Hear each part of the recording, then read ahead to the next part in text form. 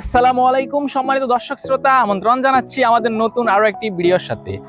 আমার পাশে ভিউ দেখে আপনারা ঠিকই বুঝতেছেন আমরা আসলে একটা সিটিতে আছি, সেটা হচ্ছে খুলনা। দর্শক শ্রোতা, আমরা গতকালকে কিন্তু এই খুলনা এসে পৌঁছেছি। এখানকার যে জিনিসগুলো, এখানকার যে রাস্তাঘাটগুলো দেখে আমি জাস্ট অবাক।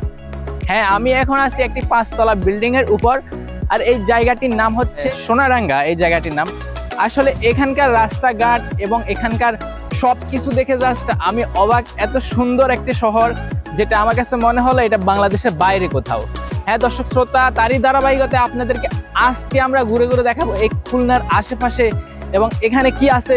সো আমাদের চ্যানেলটির সাথেই থাকুন, এবং যারা চ্যানেলে নতুন এসেছেন অবশ্যই আমাদের চ্যানেলটি সাবস্ক্রাইব করবেন। চলুন তাহলে দেখা যাক এখানকার রাস্তাঘাট, এবং এখানে আমরা একটা পার্কে যাবো আজকে বিশেষ করে।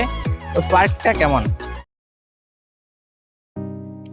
আমরা আসলে ঘর থেকে বেরিয়ে গেলাম, তখন বিকেল 3টা হবে। তারপর আমাদের পাশেই ছিল একটা পার্ক, আসলে অনেক সুন্দর, কোনো টিকিট লাগেনি, একদমই ফ্রিতে ভিতরে ঢোকা যায়। আর এই জায়গাটির নাম হচ্ছে কেডিএ।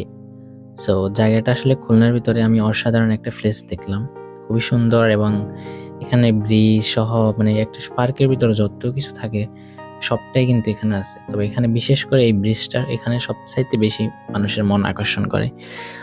আমি, আমার 2 বড় আপু, আমার ওয়াইফ, আমাদের সাথে আরো ফিরছি ছিল। তো সবাই মিলে কিন্তু আমরা ঘুরতে গেলাম। এখানে খুবই নিরিবিলি পরিবেশ, অনেক ভালোই লাগলো। তারপরেই আমরা কিন্তু এখানে কিছু ফটো শুট করি। জায়গাগুলো খুবই সুন্দর, টেবিলে বসে এবং আমার ওয়াইফ সহ ভিডিও করি কিছু। আসলে খুবই অসাধারণ একটা জায়গা। তো খুলনা আসলে আমরা আসছিলাম 7 দিনের ভ্রমণে, কিন্তু আমাদের 8 দিন হয়ে গেল, এখনো কিন্তু বাড়ি ফেরা হয়নি। আসলে জায়গাগুলো সুন্দর, এত এত জায়গা আছে খুলনার ভিতরে, কিন্তু আমরা শেষ করতে পারছি না। যে তো আমাদের যতটুকু সম্ভব হয়েছে আমরা সব জায়গাতে কিন্তু ঘুরতে গেছি। দেন হচ্ছে আমরা ভাবছিলাম বাড়িতে আসব, তো কিন্তু ভাবতে ভাবতে কিন্তু আরো কয়েকদিন হয়ে গেছে, টোটাল 10 দিন।